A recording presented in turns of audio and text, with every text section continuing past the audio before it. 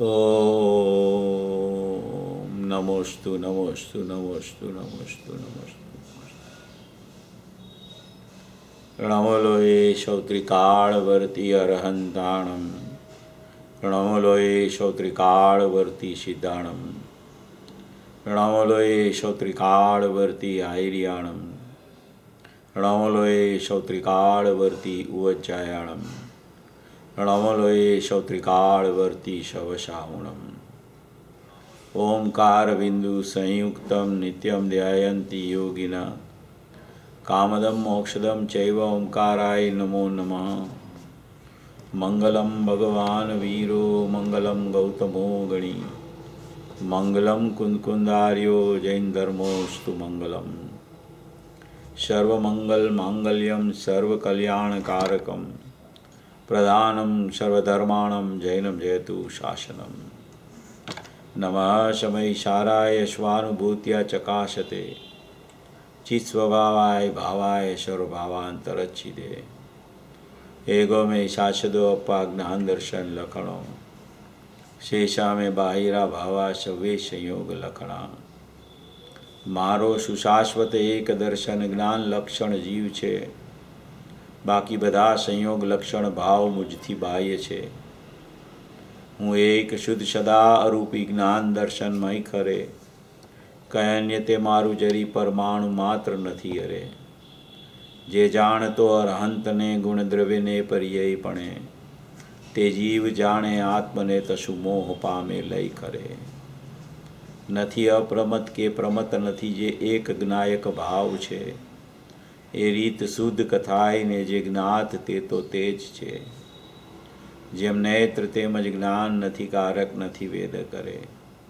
जाने ज कर्मोदय निर्जरा बंध तेमज मोक्ष ने। ध्रुव अचल ने अनुपम गति पामेल सर्वे सिद्ध ने। वंदी कहूँ श्रुत केवड़ी कथित आशमय प्राप्त हो। तु स्थाप निज ने मोक्ष पंथे। ध्यानुभव तेहने। तेमाज नित्य विहार कर। नहीं विहर पर द्रव्यो विषय। ओम श्री नमः शिदेव्य नमः शिदेव्य नमः शिदेव्य। कुंदकुंद आचार्य देव द्वारा रचा हुआ ये परमोत्कृष्ट दृष्टि प्रदान समयसार ग्रंथादिराज है। उसका परम मंगलमय कर्ता कर्म अधिकार है। वो कर्ता कर्म अधिकार में जो अकर्ता स्वभाव की बेहद शुद्ध चैतन्य धातु उसकी दृष्टि और उसका ज्ञान कैसे होवे उसकी मूल चर्चा कुंदकुंद आचार्य देव ने और टीका द्वारा अमृतचंद्र आचार्य देव ने पूरा कर्ता कर्म अधिकार में स्पष्ट की है।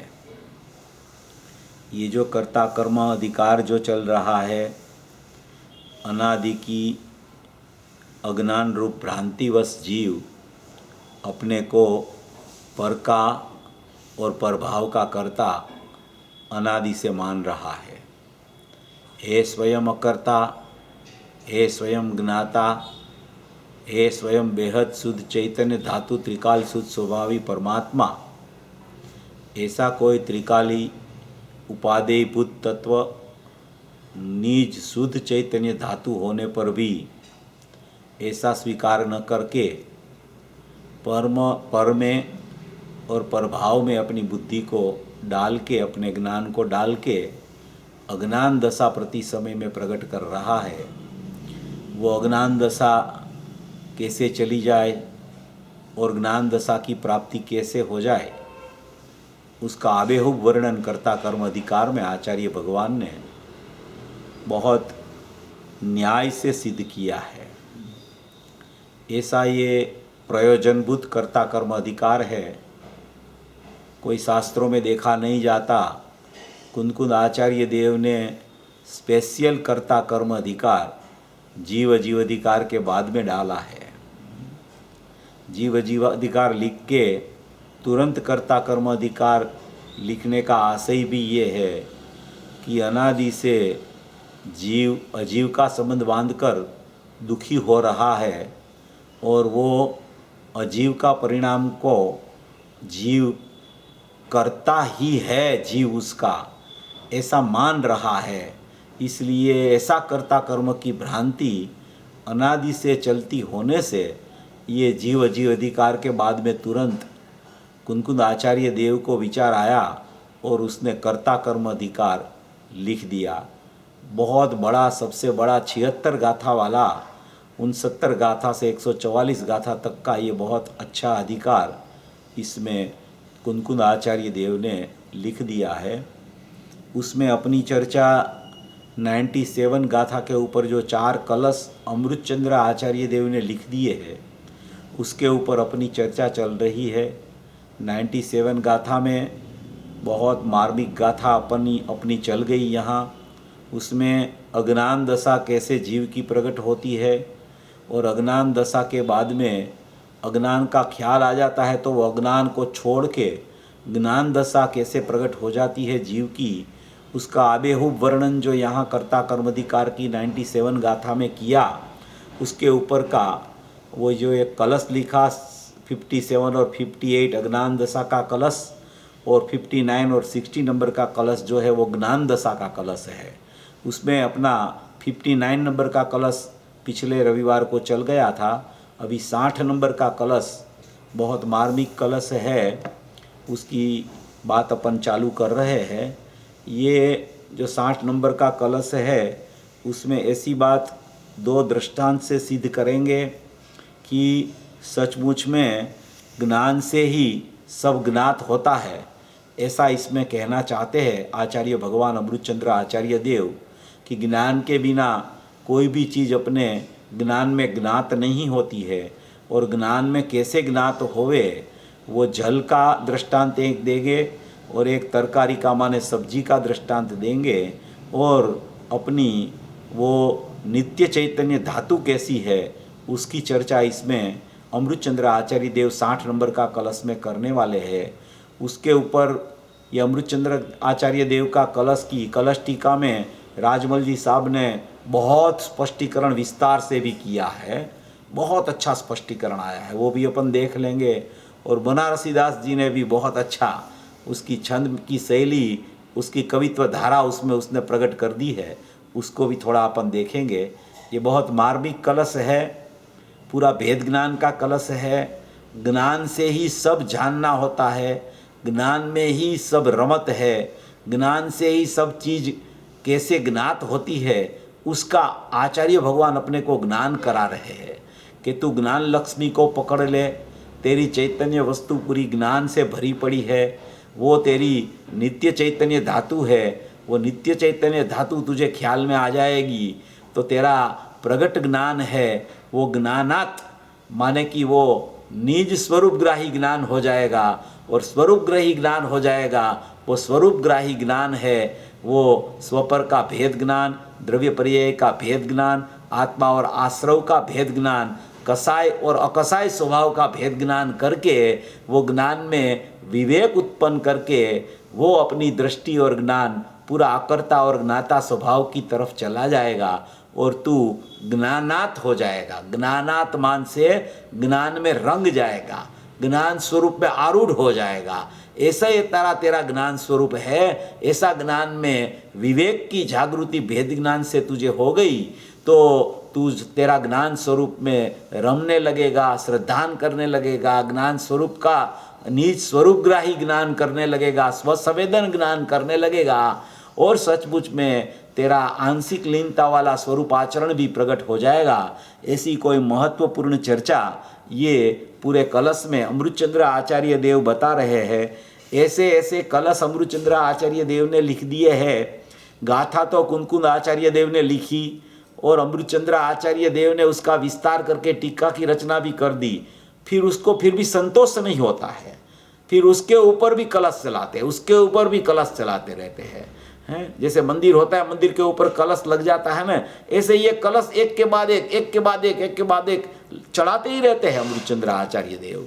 क्योंकि ऐसा है कि ये पूरा जो शास्त्र है ये पूरा दृष्टि प्रधान शास्त्र होने पर भी क्षण भर में अप्रतिबुद्ध जीव प्रतिबुद्ध कैसे हो जाए, उसके लिए ये शास्त्र की रचना की गई है।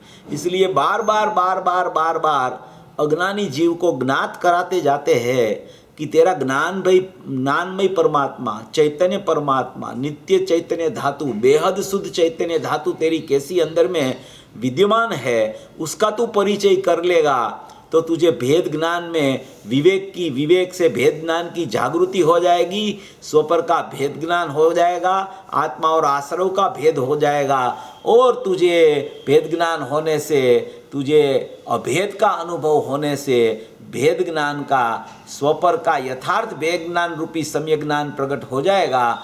तो उसमें तुझे पता चल जाएगा कि स्व कौन है और पर कौन है। फिर जानना चालू रहेगा, मगर पर रूप रह जाएगा, विभाव रूप रह जाएगा, और स्वभाव रूप रह जाएगा। दोनों के बीच में दीवार तो थी, कोई एक तो हुआ नहीं था, मगर मान्यता में भ्रांति से अज्ञानी जीव ने एक कर लिया था। तो उसकी भिन्नता जब उसको भासित हो जाती है तो पृथकता उसको, माने कि जैसे स्वसंवेदन आत्मा का होता है तो दोनों का पृथक भास सम्यक प्रकार से होने लगता है। ऐसी कोई चर्चा इसमें अमृतचंद्र आचार्य देव ने ये कलश में अद्भुत से अद्भुत रचना अमृतचंद्र आचार्य देव की है। देखो ये कलश अपन देखते हैं, मंदाक्रांता नाम का कलश है। कलश की भी बहुत महिमा है। ऐसा मधुर कलश अमृतचंद्र आचार्य देव ने लिखे हैं कि अपने उसको पढ़ते हैं, सुनते हैं तो अपने को उसकी मधुरता का ख्याल आने लगता है। देखो कहते हैं मंदाक्रांता, ज्ञानादेव ज्वलन पयसो ओष्ण सेत्य व्यवस्था, ज्ञानादेव उलसति लवण स्वाद भेद व्युदास, ज्ञानादेव स्वरस विकसत नित्य चैतन्य धातो, क्रोधादेश प्रभवति विदा भिन्दति कर्तृभावम्। ये जो कलश लिखा है उसका जो अर्थ अपन देख रहे हैं, बहुत मार्मिकता से ये 4 लाइन का कलश है न, उसी में पूरा भेद ज्ञान भरा है। जो देखो ज्ञानादेव ज्वलन है, ज्ञानादेव ज्वलन माने कि उष्णता, पैसो माने कि उष्णता और शीतलता, औष्ण शैत्य व्यवस्था, उष्ण और शीतपना, उसकी व्यवस्था क्या है वो ज्ञान से ज्ञात होता है। इसलिए ज्ञानादेव ज्वलन पयसो औष्ण्य शैत्य व्यवस्था, माने कि वो दोनों की भिन्नता क्या है, उष्णता और शीतलता की व्यवस्था की भिन्नता क्या है, वो ज्ञानादेव ज्ञान से पता चलता है। तो ऐसा पहली लाइन में लिख दिया। फिर कहते हैं कि ज्ञानादेव उल्लसति हैं, ज्ञान कैसे ऊर्ध्व होता है, कैसे उल्सित हो जाता है कि लवण का स्वाद भेद जो जान लेता है, लवण का स्वाद भेद, सब्जी में लवण है तो लवण कैसे भिन्न है और सब्जी कैसे भिन्न है, ऐसा स्वाद भेद जिसको पता चल जाता है वो ज्ञानादेव उल्लसति है, ज्ञान उसका विकसित हो जाता है, उल्सित हो जाता है, ऊर्ध्व हो जाता है, ऐसा कह रहे हैं अमृतचंद्र आचार्य देव। फिर कहते हैं ज्ञानादेव स्वरस विकसत नित्य चैतन्य धातु। क्या कहते हैं? ज्ञानादेव माने कि ज्ञानमय परमात्मा, ज्ञानात् माने कि ज्ञान स्वरूपी भगवान आत्मा, स्वरस माने चैतन्य का रस, चैतन्य रस माने आत्मा का रस, आत्मा का रस विकसित होने लगता है। कैसे आत्मा का रस विकसित होने लगता है कि नित्य चैतन्य धातु, अपनी जो नित्य चैतन्य धातु है, अपना जो अकारण चैतन्य परमात्मा है, अपना जो स्वाभाविक ज्ञान आनंदमय परमात्मा है, अपनी जो बेहद शुद्ध चैतन्य धातु वाली वस्तु है, चैतन्य धातु माने चैतन्यपना जिसने धार रखा है अपनी सत्ता में, उसको चैतन्य धातु बोला जाता है। तो वो चैतन्य धातु नित्य चैतन्य धातु, नित्य चैतन्य धातु कैसी होती है, ज्ञानमयी धातु कैसी होती है, अखंड अभेद स्वाभाविक अपरिणामी तत्व कैसा होता है, तो कि नित्य चैतन्य धातु होता है, वो ज्ञान की ऊर्ध्वता होती है। तो स्वरस विकसत, स्वरस का विकास होने लगता है। स्वरस का विकास माने कि चैतन्य धातु का जो अवलंबन लेता है, ज्ञानानंद स्वभावी भगवान आत्मा का जो अवलंबन लेने लगता है, उसका स्वरस विकास को पाने लगता है। माने कि एक बार अनुभूति हो जाती है तो स्वरस से उसका अनुभूति की विकसितता, स्वरस विकसत, स्वरस विकसत नित्य चैतन्य धातु कि स्वरस विकसता हुआ चल रहा है, विकास पामती हुई उसकी ज्ञान की वृद्धि चल रही है, श्रद्धा की प्रतीति, ज्ञान का भी स्वसंवेदन और चारित्र में वृद्धि चलती रहती है, शुद्धि की वृद्धि चलती रहती है। वो कैसे चलती रहती है कि नित्य चैतन्य धातु, नित्य चैतन्य धातु उसमें जो आरूढ़ हो जाता है तो उसका स्वरस, ज्ञान का आत्मा के साथ अभेदपना तो स्वरस हो जाता है, तो स्वरस विकास को प्राप्त हो जाता है। इसलिए लिखा ज्ञानात एव स्वरस विकसत नित्य चैतन्य धातु। नित्य चैतन्य धातु जिसके ख्याल में आ जाती है उसका ज्ञान का रस विकास को पाने लगता है।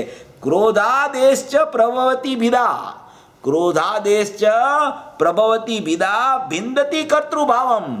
क्रोध भाव जो है, क्रोध भाव जो उसको चल रहा है, अज्ञान दशा में क्रोध भाव चल रहा है और ज्ञान भाव भी प्रकट है, वो दोनों का भेद हो जाता है, वो दोनों का भेद हो जाता है। तो क्रोधादि भाव का कर्ता वो मान रहा था, उसका भेद ज्ञान उसको दोनों का पृथक पृथक हो जाता है। तो क्रोधादेश्च प्रवृत्ति भिन्दति कर्तृभावम, वो कर्तापना का भाव, क्रोध का मैं करता हूँ, राग का मैं करता हूँ, क्रोधमान माया लोभ रूप द्वेष रूप और राग रूप भाव का मैं करता हूँ, वहां से उसकी दृष्टि और ज्ञान उठ जाता है और दोनों का भेद ज्ञान हो जाता है। ऐसा ये कलश में, चारों लाइन का कलश में पूरा भेद ज्ञान पड़ा है। भेद ज्ञान कैसे होता है तो कि सब ज्ञान से ज्ञात होता है, ये कलश में कहना है।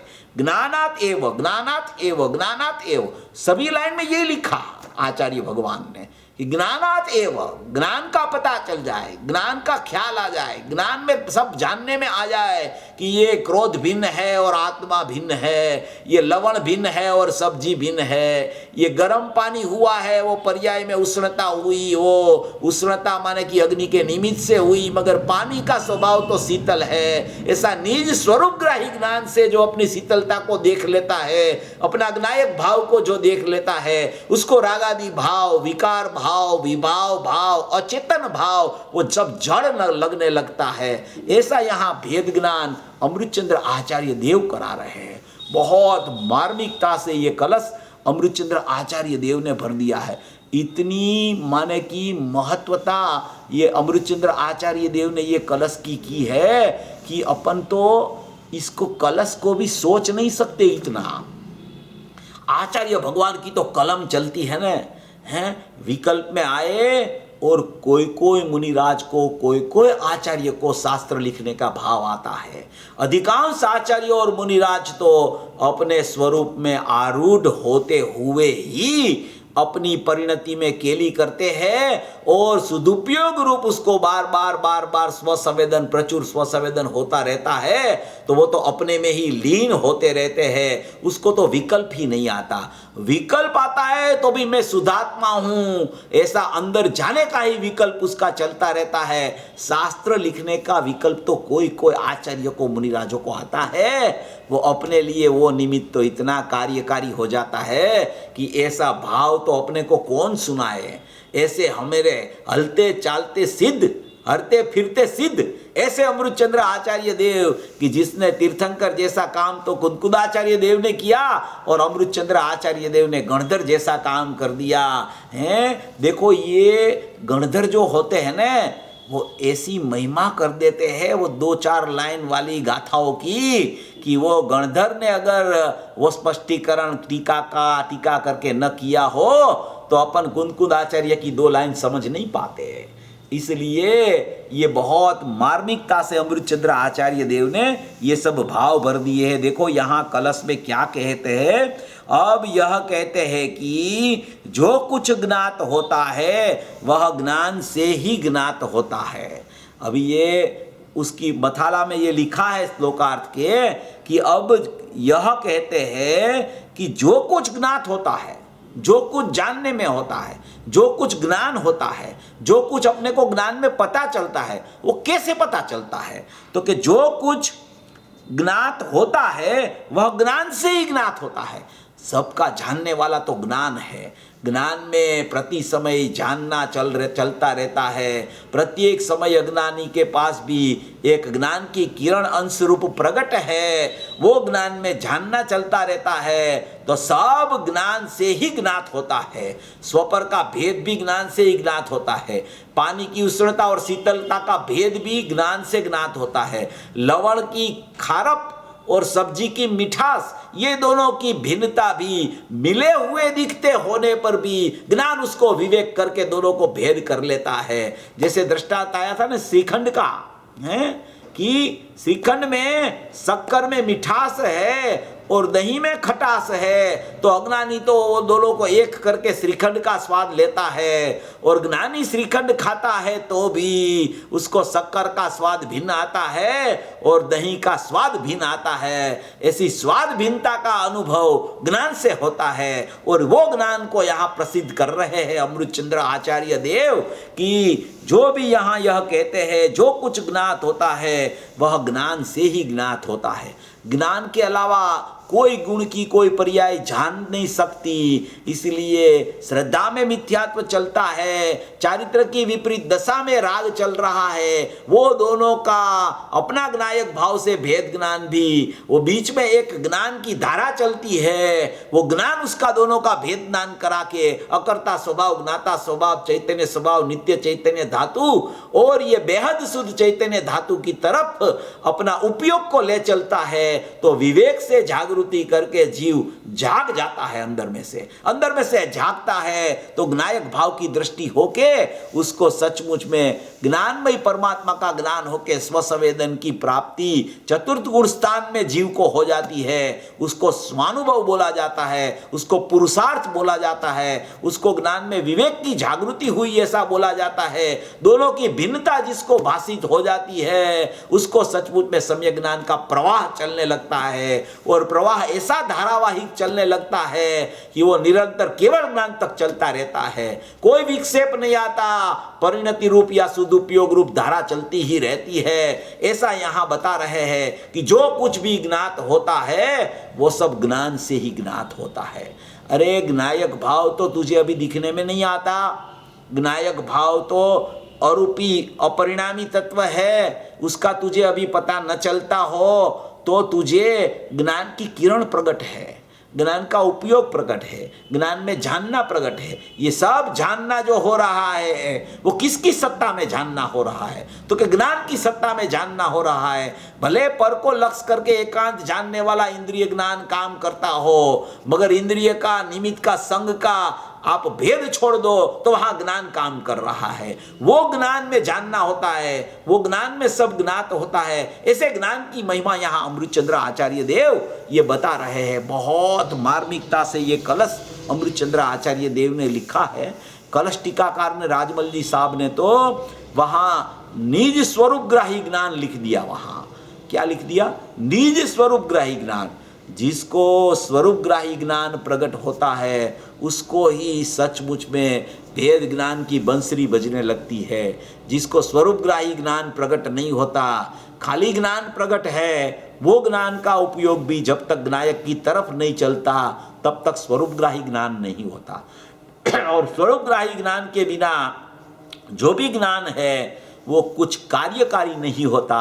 इसलिए उपयोग प्रकट होने पर भी वो उपयोग में ज्ञायक की प्रतिष्ठा जब हो जाती है तब श्रद्धा में अकर्ता स्वभाव आ जाता है और ज्ञान में स्वसंवेदन पूर्वक ज्ञायक आ जाता है। ऐसी कोई मूल बात यहाँ अमृतचंद्र आचार्य देव बता रहे हैं। देखो ये सब बातें अमृतचंद्र आचार्य देव का कलश, समयसार परमागम, कलश टीका राजमल जी की, बनारसी दास जी का नाटक समयसार, जो भी विस्तार आया, ये सबको खोलने वाले अपने धर्मपिता पूज्य गुरुदेव श्री हैं।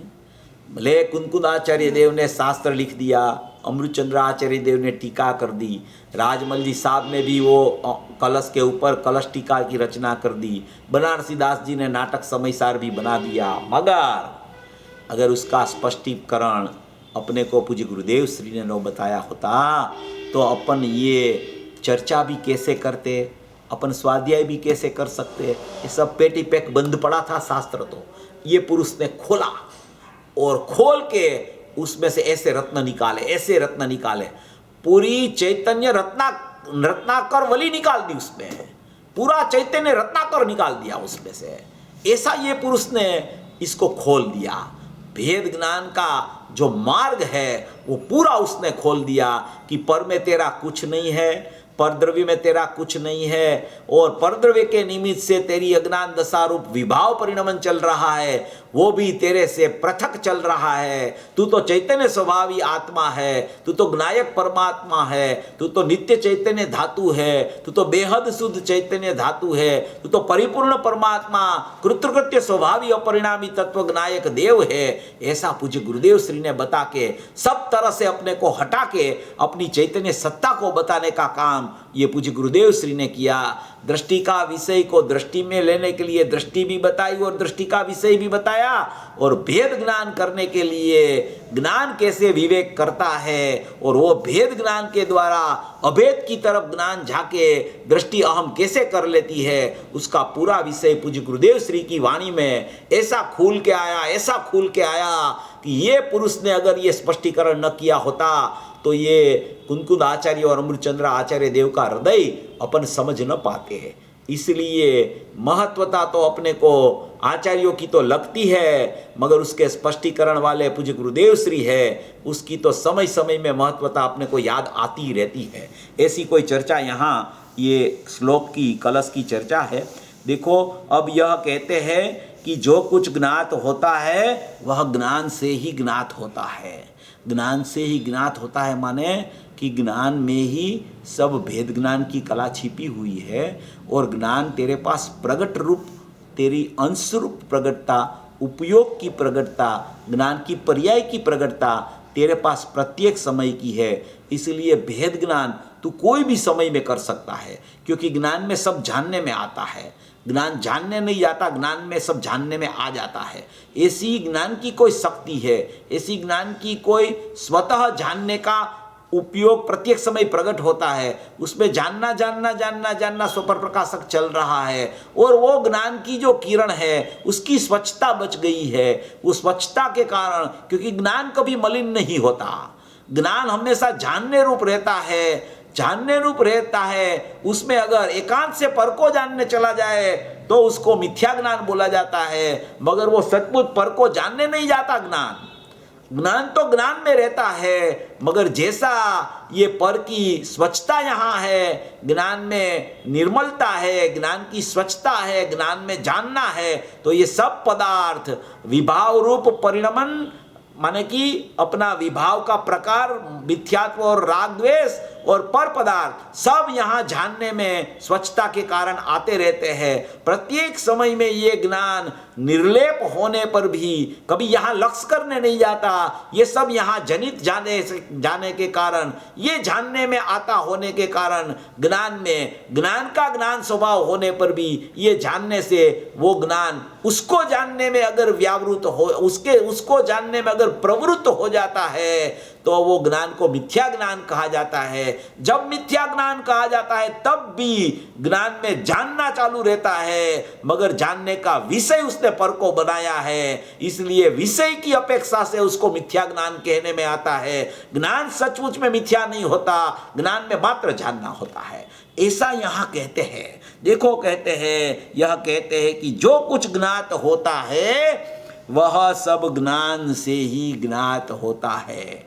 ज्ञान के अलावा कोई पदार्थ का जानना कोई जीव कभी कर नहीं सकता है। और ज्ञान स्वाभाविक आत्मा है सभी जीव। कोई भी जीव ले लो, एकेंद्री से लेकर सिद्ध दशा तक वाला कोई भी जीव, संज्ञी पंचेंद्री कोई भी जीव ले लो, मगर कोई भी जीव के पास कभी ज्ञान नहीं होता, वो कभी जीव नहीं हो सकता। जहाँ जीव है वहाँ ज्ञान होता है। इसलिए ज्ञान बिना का कोई जीव नहीं होता। देखो, सम्यक श्रद्धा बिना का जीव मिलेगा, सम्यक चारित्र बिना का जीव मिलेगा, मगर ज्ञान बिना का जीव कहीं ढूंढने जाओगे तो नहीं मिलेगा।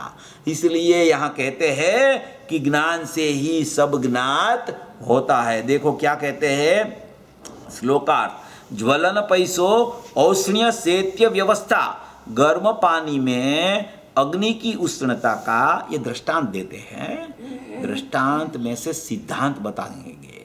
दृष्टांत सिद्धांत के लिए होता है, दृष्टांत दृष्टांत के लिए नहीं होता है।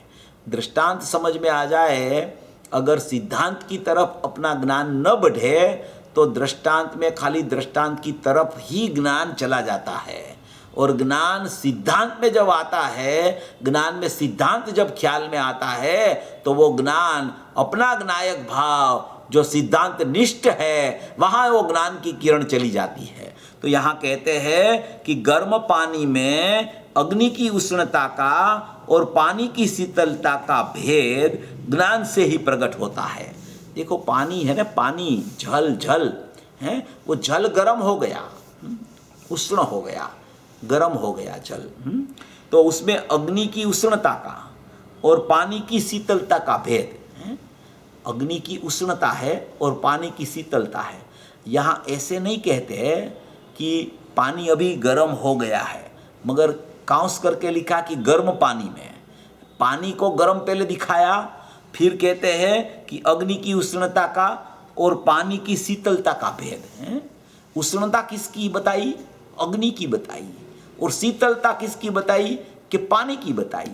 अरे भाई, हमको तो अभी पानी ही गर्म दिखता है, पानी ही गर्म लगता है, पानी की ही उष्णता लगती है, और आप यहाँ लिख रहे हो कि उष्णता अग्नि की है और शीतलता का पानी की है।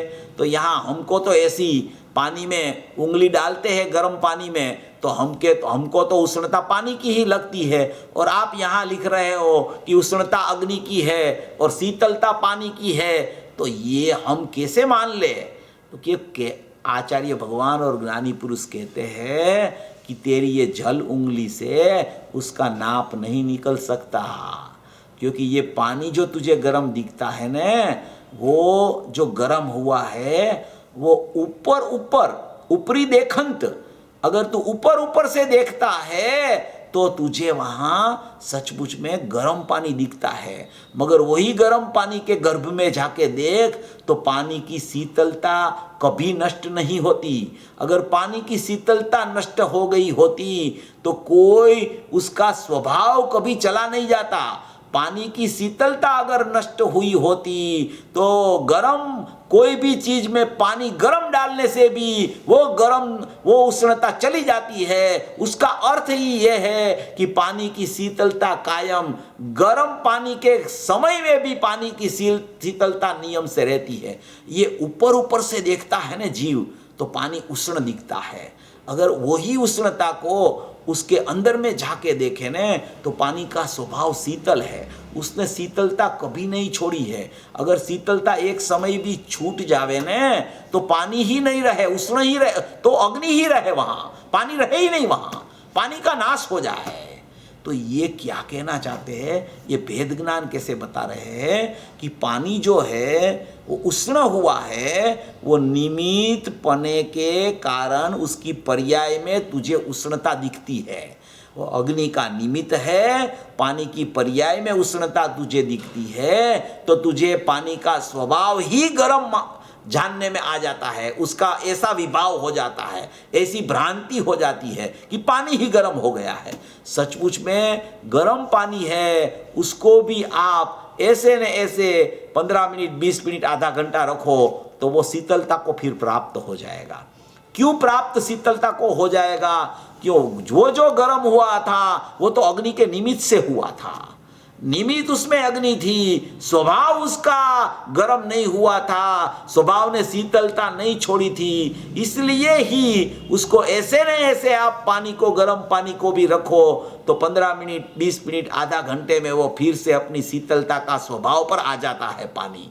तो यहाँ ये बता रहे हैं कि पानी का स्वभाव शीतल है, उष्ण हुआ नहीं है।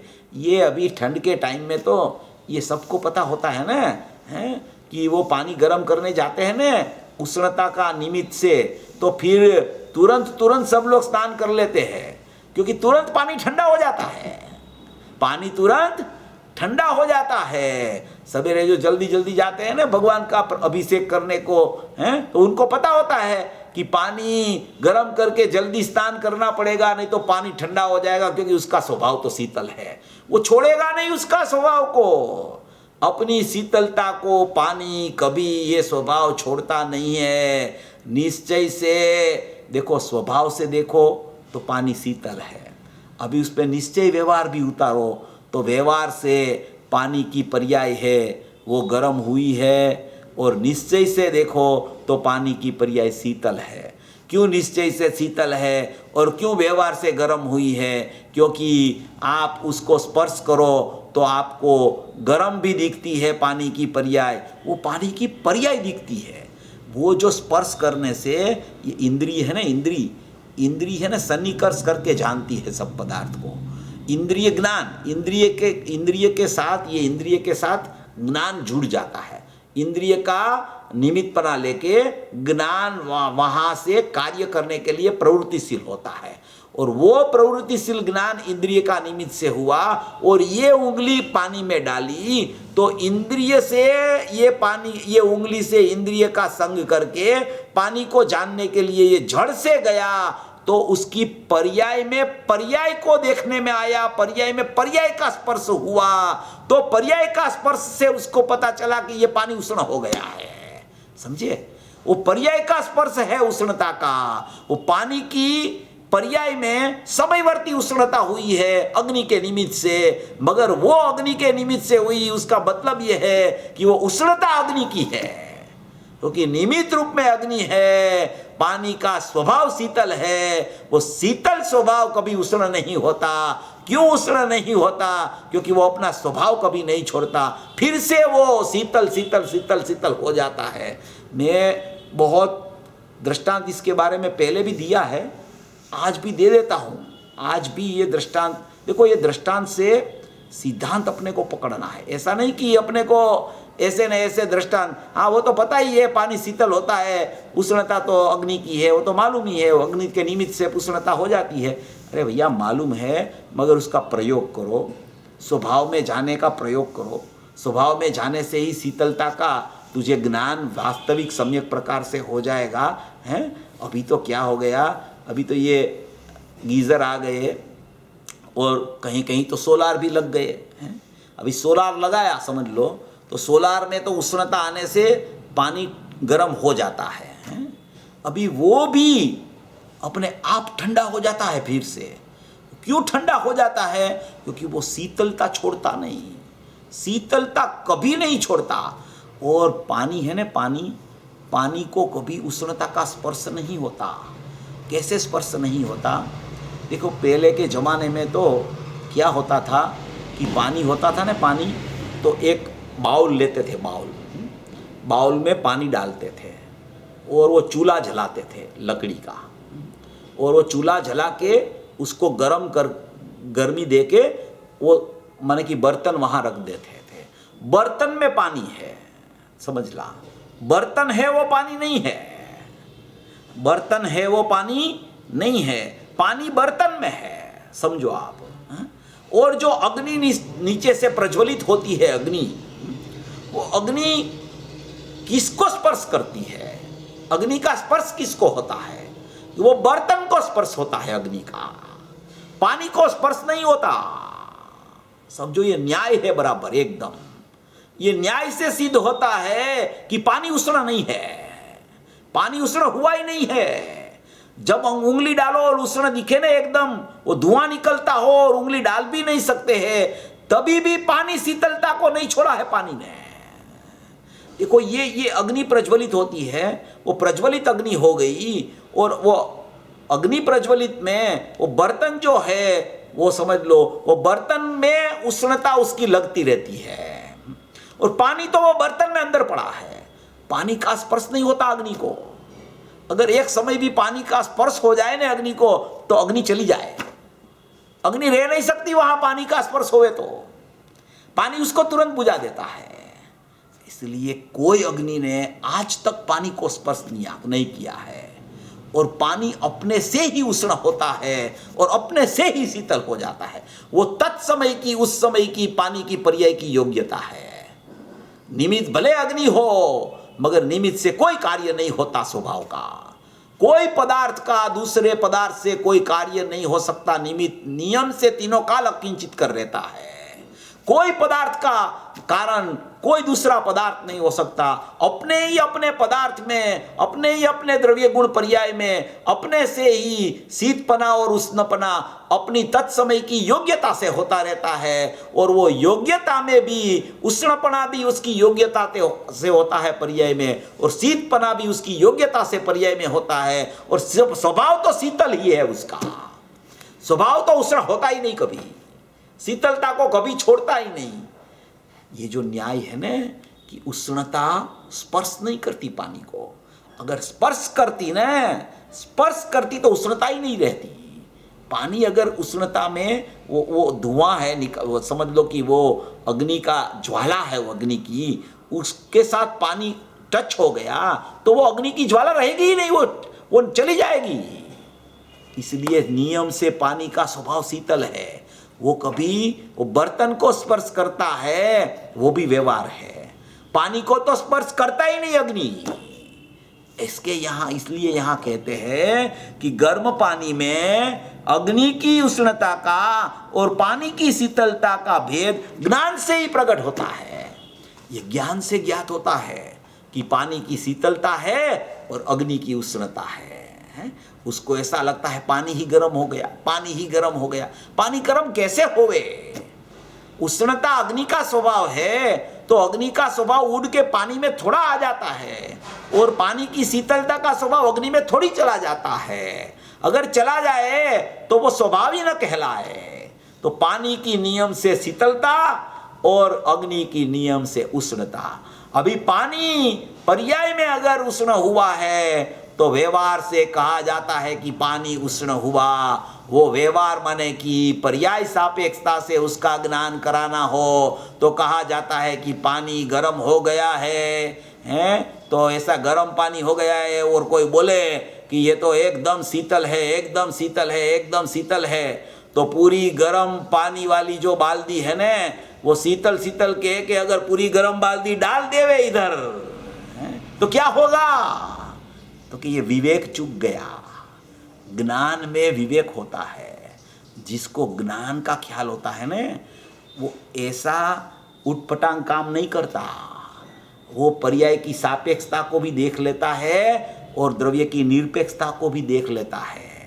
तब वो विवेकी होता है, तब वो ज्ञानी होता है, तब वो ज्ञान का विवेकी बन जाता है। इसलिए उसको उष्णता का भी ज्ञान है और शीतलता का भी ज्ञान है। उसको मालूम है कि अभी पर्याय में, पानी की पर्याय में उष्णता चल रही है, इसलिए वो पर्याय की उष्णता वाला पानी स्वभाव से शीतल होने पर भी पर्याय में उष्ण हो गया है। तो गर्म पानी, धकधकते पानी की बाल्टी अगर मैं यहाँ शरीर पे डाल दूंगा तो मेरा शरीर में क्या होगा, वो तो परिणाम आएगा तब पता चलेगा। इसलिए विवेकी होता है, वो द्रव्य पर्याय का विवेक करता है।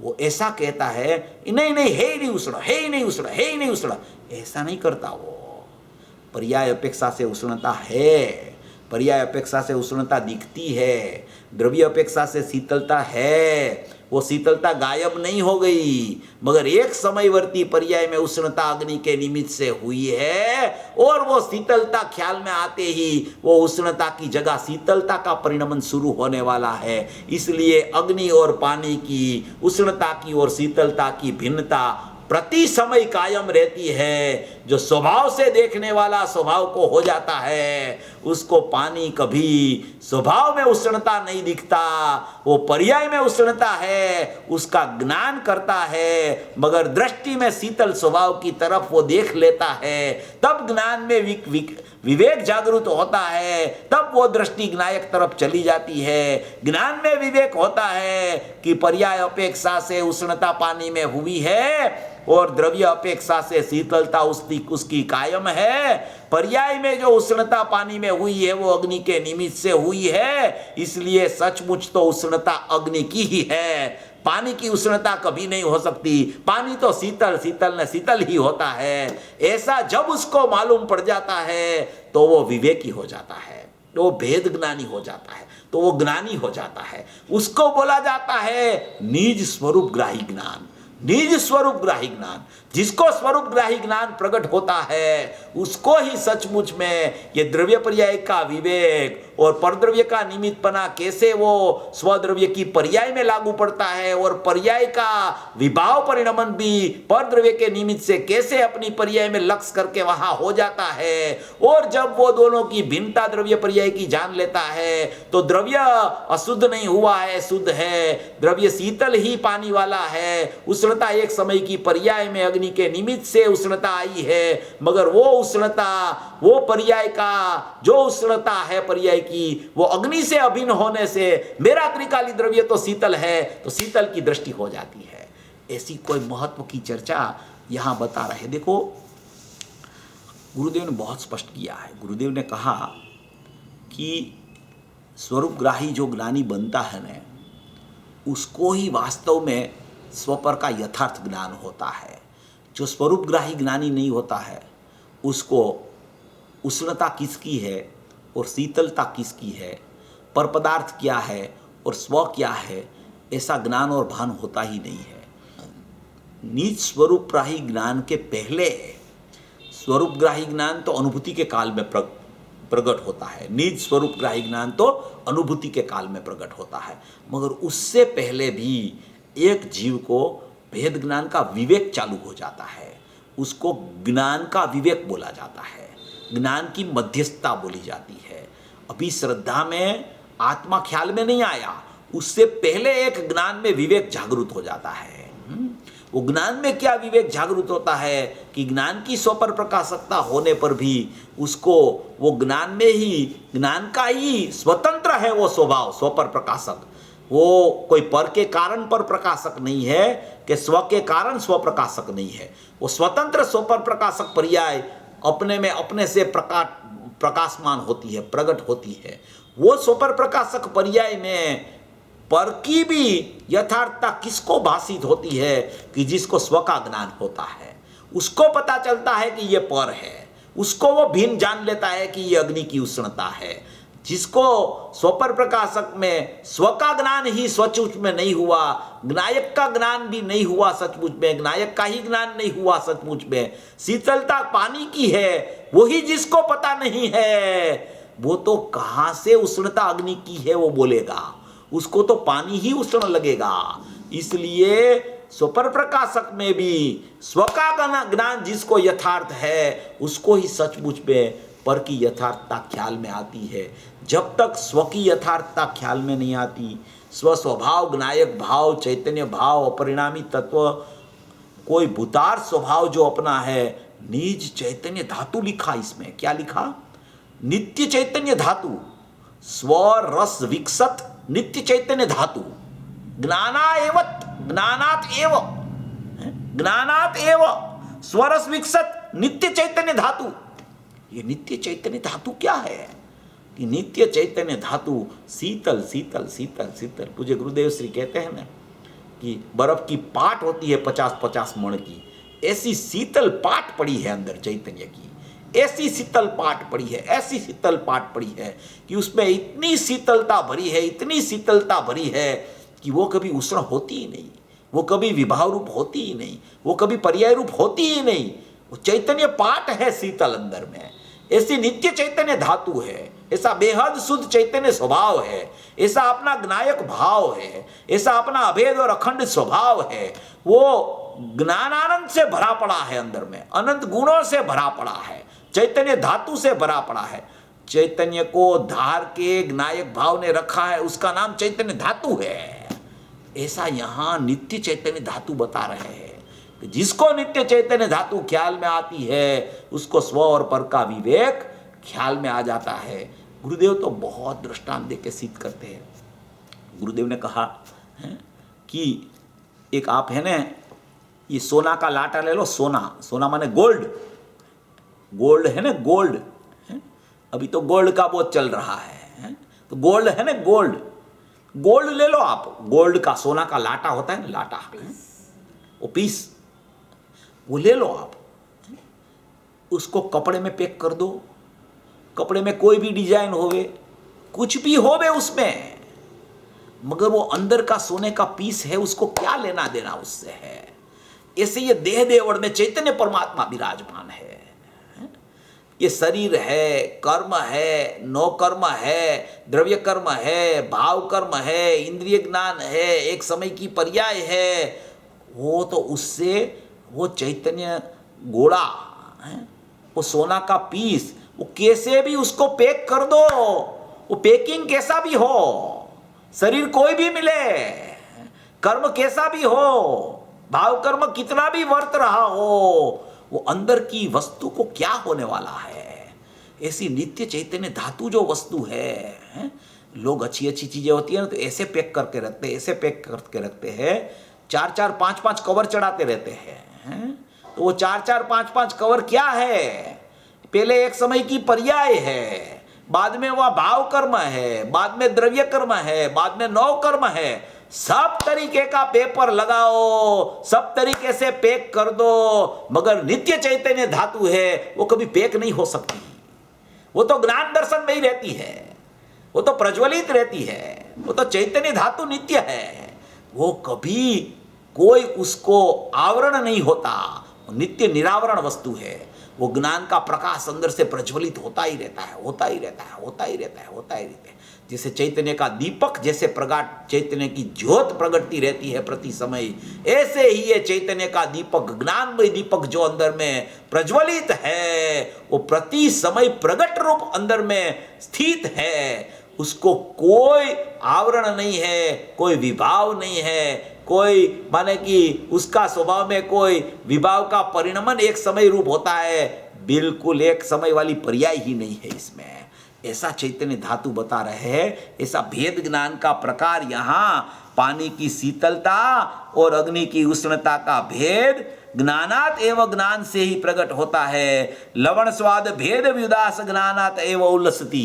अभी क्या कह रहे हैं, लवण का, लवण माने नमक, नमक माने खारापन, जो 15वीं गाथा में आया है, ये दृष्टांत दिया है 15वीं गाथा में आचार्य भगवान ने।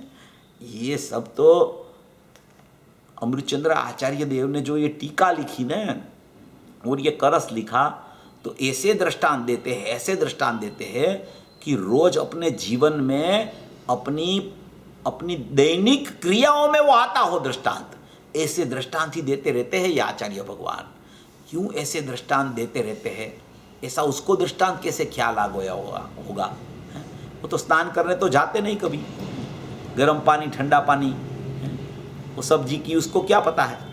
वो तो आहार तो एक बार खड़े खड़े लेते हैं, वो भी विकल्प आवे तो, नहीं तो आहार भी नहीं लेते। आहार का तो वो तो निरंतर अनाहारी होते हैं, उसको आहार कहाँ है। उसको ये सब दृष्टांत कैसे आ गया, तो कि वो पूर्व की पर्याय का ज्ञान होता है उसको। पूर्व की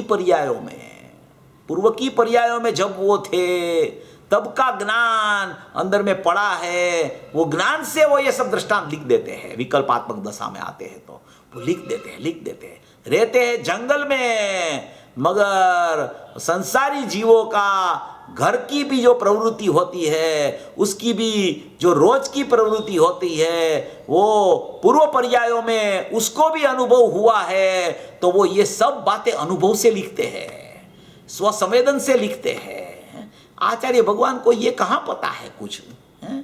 वो तो अपने निरंतर स्वस्वरूप में केली करते करते करते करते परिणमते रहते हैं। वो कहीं थोड़ा गर्म ठंडा पानी देखने जाते हैं, वो थोड़ा लवण का स्वाद और साग की मिठास को देखने के लिए, तरकारी की मिठास को देखने के लिए जाते हैं। उसको तो स्वाद का पता ही नहीं रहता कोई आहार आता है तो। ऐसे अपने जो संत, ऐसे अपने प्रचुर स्वसंवेदन वाले, वो 7वें 6वें गुणस्थान में झूलते हुए आचार्य का ये कथन आया है। उसको इस तरीके से उसको महिमा करके विचार करना, ये साधारण दृष्टांत नहीं है। वो क्या है, अपने को रोज का पता है ना कि पानी तो शीतल हो जाता है और उष्णता से गर्म होता है, इसलिए ये इसकी मार्मिकता जो दृष्टांत की है ना, वो स्थूल हो गई है अपने विचारधारा में। मगर इसमें स्वभाव की महिमा की बात है, इसमें चैतन्य स्वभाव की महिमा की बात है, ज्ञायक देव की बात है, ज्ञानमय परमात्मा की बात है। इसलिए ये सब दृष्टांत आचार्य भगवान दे रहे हैं। इसलिए कहते हैं कि ज्वलन पैसो औष्ण्य शैत्य व्यवस्था, गर्म पानी में अग्नि की उष्णता का और पानी की शीतलता का भेद ज्ञानात एवं ज्ञान से ही प्रकट होता है। लवण स्वाद भेद विदास ज्ञानात एवं उल्लसति, नमक के स्वाद भेद का नीरसन, नमक के स्वाद भेद का नीरसन माने निराकरण और उसकी उपेक्षा, स्वाद भेद की उपेक्षा, अस्वीकार। नमक के स्वाद भेद का नीरसन, नीरसन माने उसकी उपेक्षा हो जाती है। ऐसी उपेक्षा, ऐसा अस्वीकार कर लेता है कि ये नमक का स्वाद जो है और सब्जी का स्वाद है, वो दोनों पृथक पृथक है, मगर एक साथ मिलने पर उसको भ्रांतिगत ऐसा दिखता है कि तरकारी है वो सचमुच में लवण वाली हो गई, खारप वाली हो गई है। ऐसी तरकारी खारप वाली होती ही नहीं कभी, वो तो मिठास मिठास में, लवण लवण में रहता है, सब्जी सब्जी में, लवण लवण में रहता है। जब एक साथ दिखने में आता है तब भी उसी को ही इसकी दोनों की पृथकता ज्ञान से ज्ञात होती है। ये कहते हैं ना कि सभी पदार्थ का ज्ञातपना ज्ञान से ही ज्ञात होता है। ज्ञान से पता चल जाता है कि इसमें नमक ज्यादा डाल दिया लगता है। गुरुदेव तो बहुत दृष्टांत देते हैं, श्रीमद राजचंद्र जी का इसके बारे में बहुत बहुत दृष्टांत देते थे। लौकी का जो सब्जी आता है उसको उसने देखा तो उसका रेशा जो छूटा पड़ गया था, तो श्रीमद राजचंद्र जी ने कहा कि इसमें नमक ज़्यादा है। किसी ने पूछा कि आपको कैसे पता चला नमक ज़्यादा है, तो उसके रेशे टूट गए हैं, इसलिए उसमें नमक ज़्यादा हो तो ही रेशा टूटता है, नहीं तो वो बराबर रहता है सब्जी उसका। तो वो जब चख के बिना बोल देते हैं वो स्वरूपग्राही ज्ञानी है। उसने लिखा है एक, श्रीमद राजचंद्र जी ने, ये याद आ गया, 641 नंबर का एक पत्र है, उसमें देखत बुली लिखा है। देखत बुली ऐसा शब्द आया है। क्या? देखत बुली, देखता है ना भूल जाता है, देखता है ना भूल जाता है, देखता है ना भूल जाता है। देखत बुली ऐसा शब्द लिख दिया उसने कि वो जो देखता है ना तुरंत भूलता है। क्या करता है? देखता है तो भूल जाता है। पानी की उष्णता को देखा, भूल गया कि पानी शीतल है। सब्जी को देखा, भूल गया कि ये लवण की खारप है और सब्जी की तो मिठास है। देखत भूली, देखने से भूल कर लेता है। ज्ञानी कुछ भी देखता है, स्वरूपग्राही ज्ञान से निर्णय करता है। उसका निर्णय ऐसा होता है, अफर होता है, फिरता नहीं है। उसको देख के बिना, चख के बिना उसका ज्ञान हो जाता है। क्योंकि इंद्रियों से ज्ञान करने वाला जो होता है वो अज्ञानी होता है, स्वरूपग्राही ज्ञान से ज्ञान करने वाला होता है वो ज्ञानी होता है। इंद्रिय ऐसी होती है, इंद्रिय ज्ञान ऐसा होता है कि कोई भी पदार्थ को सन्निकर्ष माने स्पर्श किए बिना उनको पता नहीं चलता अज्ञानी को, और ज्ञानी स्पर्श किए बिना, चखे बिना ख्याल में ले लेता है कि इसमें नमक ज्यादा गिर गया है। उसको स्वरूपग्राही ज्ञानी, निज स्वरूपग्राही ज्ञानी बोलते हैं। गुरुदेव तो और भी दृष्टांत देते हैं कि वो कोई सब्जी बनाई हो न रसोई घर में, 2-3 बहुएं हो, तो आज एक का उसमें क्या होता है, कि घर में 2-3 बहू हो ना, तो एक एक दिन का सबका चांस लगता है रसोई बनाने का। आज तुम बनाओ, आज तुम ये काम करो, एक एक दिन रसोई घर में एक एक का चांस लगता है। उसको वो काम वो इसको करना है। तो एक काम कर रही है एक बहू, तो उसने तो नमक डाल दिया सब्जी में, दूसरी बहू जाके थोड़ा डाल के आ गई है, तो ससुर आ गए कोई, गुरुदेव देते हैं दृष्टांत ये तो उसका दिमाग तो ऐसा था, तो क्या होगा फिर? तो क्या भाई तू ऐसा भेद ज्ञान करने की, ये लवण की है ना वो खारप है, सब्जी में खारप प्रविष्टि नहीं हुई है, सब्जी तो मीठा मीठा और मीठा ही है। तुझे खारप दृष्टि में क्यों आती है? क्योंकि तुझे भेद ज्ञान नहीं है, तुझे सब्जी का स्वाद नहीं आया।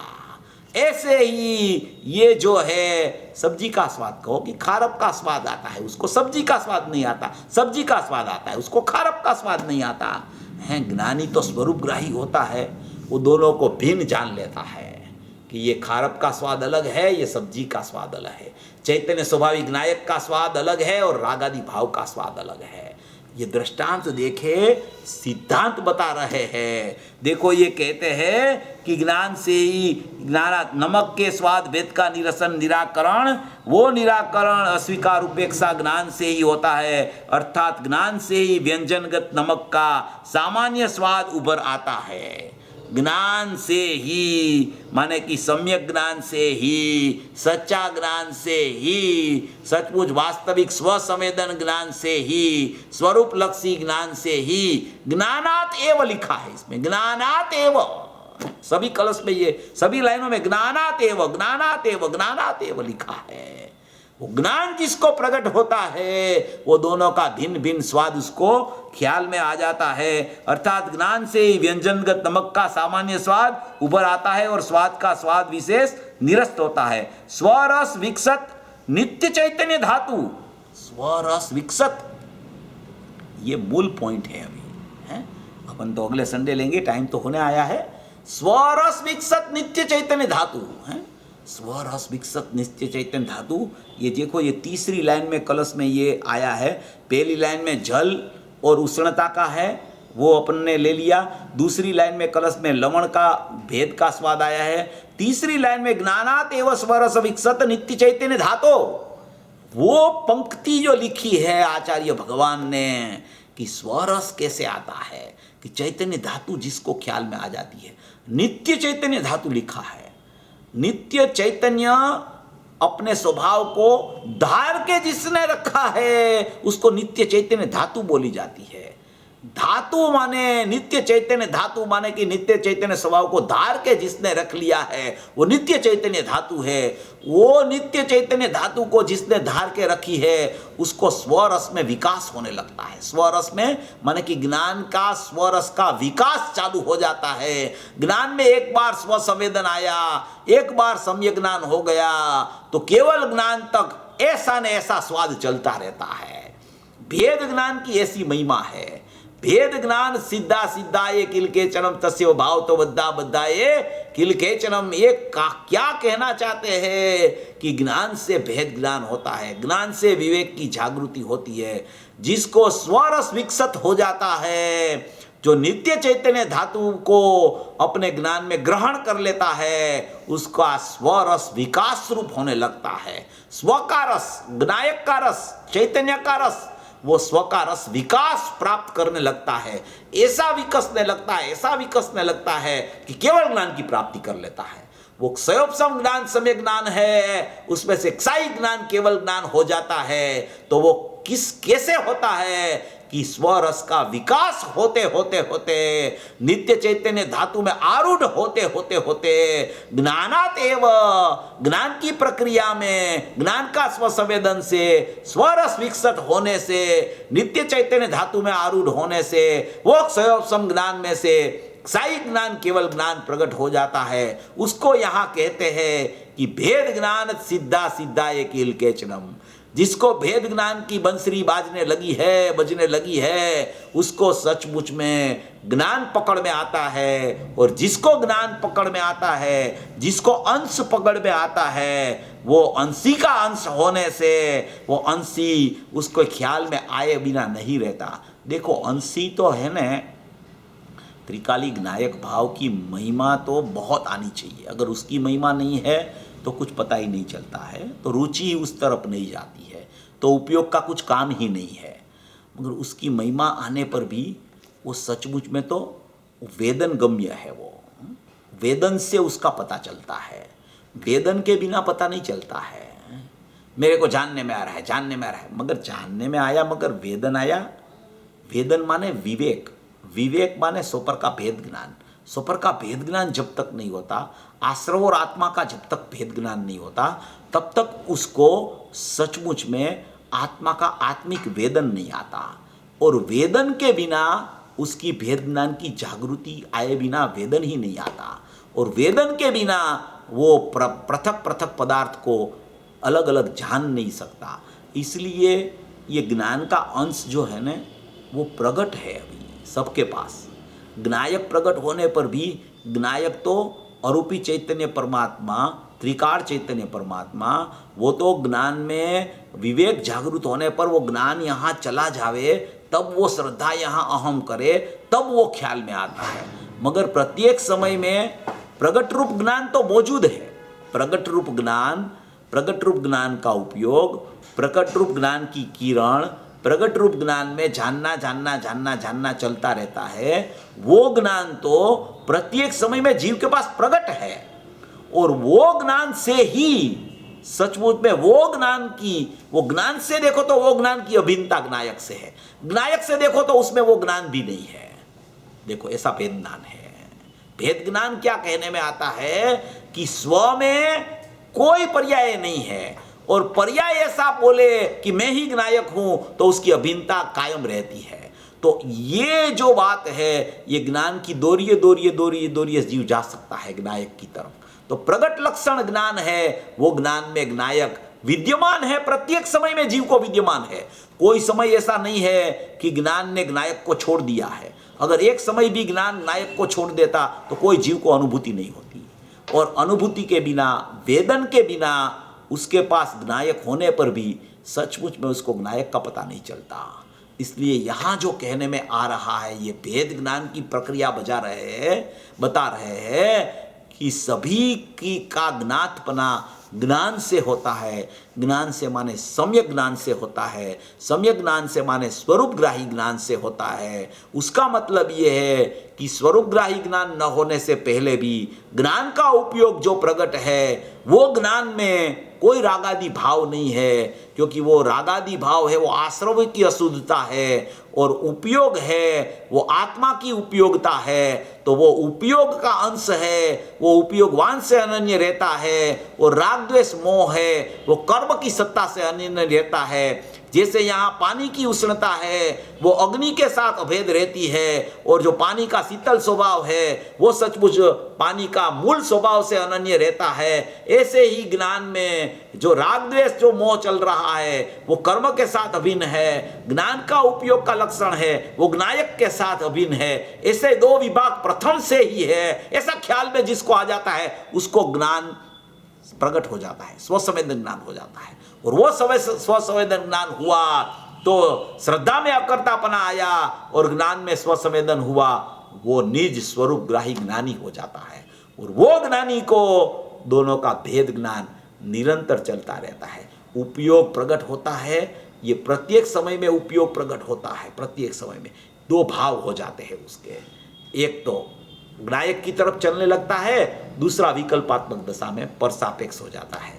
दो भाव चलने पर भी ये एक पणा नहीं छोड़ता, और ज्ञायक भी एक पणा नहीं छोड़ता। ये एक पणा नहीं छोड़ता वो क्या है कि अपना ज्ञायक को कभी नहीं छोड़ता ज्ञान, उसका नाम वो एक पणा नहीं छोड़ता, उसका नाम निज स्वरूप ग्राही ज्ञानी है। उसको स्वपर का विवेक है, उसको भेद ज्ञान में अभेद का ज्ञान होता है। ऐसी कोई बहुत महत्वपूर्ण चर्चा इसमें स्व रस विकसत नित्य चैतन्य धातु च क्रोधादे भिदा, वो जो पंक्ति आने वाली है, निज रस से विकसित होने वाली नित्य चैतन्य धातु का और क्रोधादि भावों का कर्तृत्व को भेदता हुआ ये जो प्रकरण है अपन अगले रविवार को लेंगे।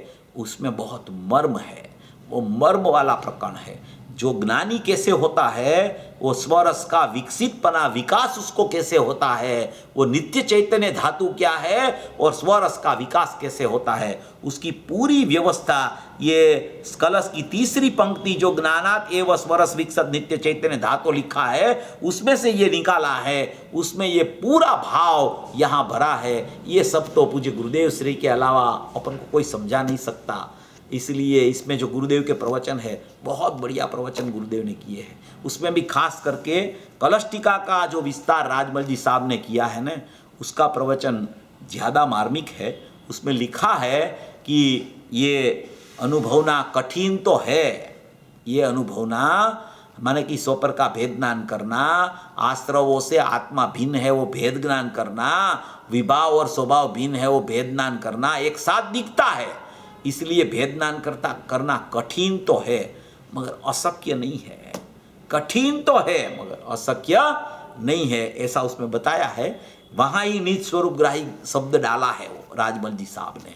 उसको अपन अगले संडे को भी ले लेंगे। ये कलश लंबा है, बनारसी दास जी का भी लेना है। बहुत अच्छा कलश है। ज्ञानी कैसे होता है और ज्ञानमयपना क्या है उसकी चर्चा इसमें बहुत मार्मिक आई है। ऐसा स्वरूप समझकर सभी भवी जीव अपने स्वरूप में लीनता करके आरूढ़ होए और भेद ज्ञान का प्रकार उसको प्रकट हो जाए, ऐसी मंगल भावना।